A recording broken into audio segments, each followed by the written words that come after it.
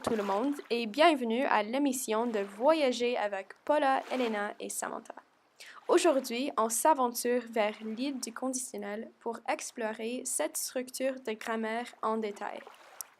À la fin de notre voyage, on aimerait que vous soyez capable d'utiliser et d'identifier le conditionnel présent et le conditionnel passé sans hésitation. Voilà, les amis, elle est là, l'île du conditionnel. On l'a trouvée! Allons-nous-en! Regardez, sur le dos du tableau, il y a des informations. On devrait le lire. Règle d'utilisation du conditionnel présent.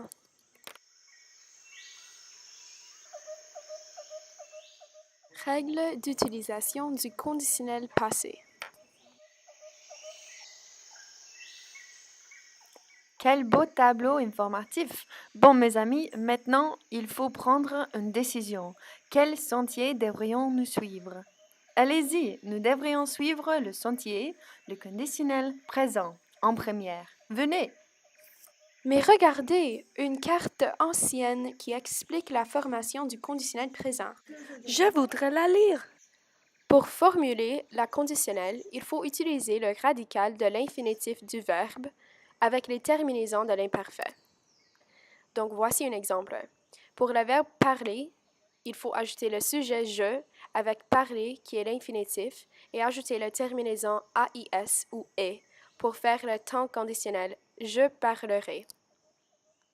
Pour les verbes qui terminent en RE, il faut utiliser l'infinitif du verbe, mais cette fois, on doit enlever le E final. Et puis, on ajoute la terminaison de l'imparfait. Donc, je plus rendre sans le E avec et égale je rendrai, qui est le temps conditionnel. Et finalement, dans les cas du verbe irrégulier, il faut utiliser le radical du futur et puis la terminaison de l'imparfait. Faites attention au cas où il faut changer l'orthographe du verbe. Voici quelques exemples. Wow! J'aimerais savoir remplir le conditionnel. Mais Elena, vous l'aviez fait. Aimerait est un verbe conjugué en utilisant le conditionnel. Formidable! Oh là là, regardez ce temple mystérieux. Allons-nous-en. Je voudrais savoir s'il y a des trésors. Il faut qu'on complète ces phrases conditionnelles pour passer à travers la tombe. Pouvez-vous nous aider? Quelles sont les bonnes réponses?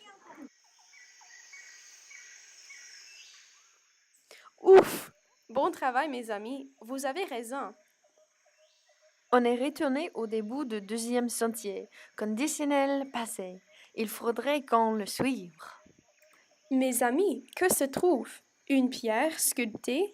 Mais voilà toutes les règles de l'utilisation du conditionnel passé. Il a l'air un peu plus compliqué. D'accord. Alors pour la formation du conditionnel passé, maintenant c'est une affaire de l'auxiliaire avoir ou être qui serait conjugué au conditionnel présent avec le participe passé du verbe en question.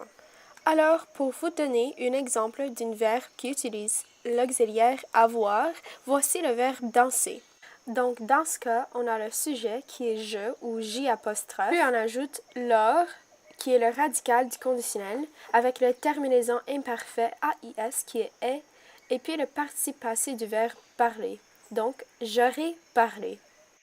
Contrairement, si on utilise l'auxiliaire être, par exemple, avec le verbe aller, on a serait comme le radical et la terminaison reste de l'imparfait. Finalement, on ajoute le participe passé du verbe et voilà le conditionnel passé en utilisant l'auxiliaire être, je serais allé. Je veux tenter de l'utiliser. Nous serions partis avant que nos parents puissent nous attraper. C'est bon? Ben oui, excellent travail. Oh, regardez ici, mes amis. Je crois qu'on l'a trouvé. Oh là là! Voilà finalement le coffre au trésor. Nous serions riches! Oh non, il faut compléter les phrases conditionnelles passées correctement pour qu'on puisse l'ouvrir. Pourriez-vous nous aider? Incroyable tout le monde. Bravo tout le monde, on a conquis l'île. Et nous avons trouvé des trésors antiques. Alors, regardez notre voile. Il y a le conditionnel. Très bien, Elena. C'est le futur antérieur et le conditionnel passé. Hein? Comment ça? C'est le futur dans le passé. Ah. Voici. Vous voyez la différence entre les deux? Oh, comme nous n'aurions pas eu le trésor si on n'avait pas pu répondre aux questions des bêtes conditionnelles. C'est ça!